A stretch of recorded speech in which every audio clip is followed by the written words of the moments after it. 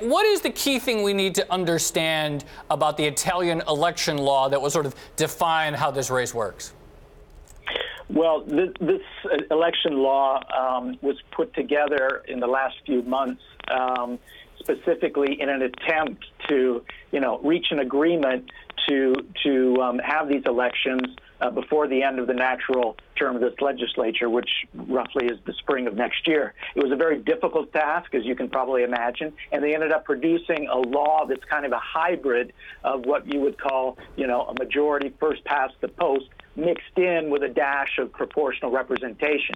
So that's why these opinion polls are showing that this election might not produce a clear winner. Is there fatigue there in Italy for this kind of political turmoil, Dan? I mean, I guess if there is, doesn't seem like it's being evidenced in a more unified front on the election.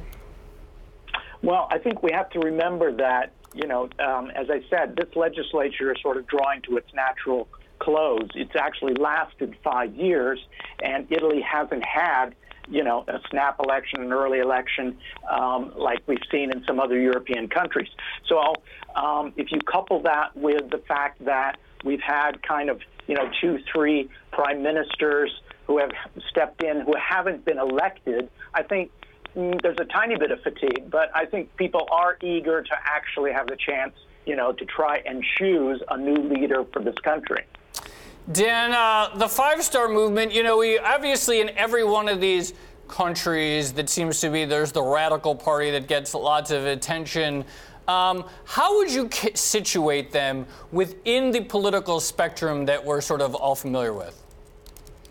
Well, I would certainly put them in the populist category. However, if you take a look at their rhetoric over the last few months, and the person who probably is going to be their candidate for prime minister, he has definitely tried to paint himself as someone who isn't strident, very professional. He's young, early 30s, goes around wearing a suit and tie when he walks through the streets of Italian cities.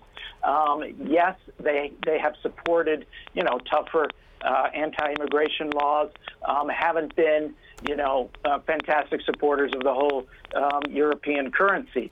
But I just don't, I think they realize that if they want to have a chance to govern this country, that they have to have a touch of moderation in their rhetoric.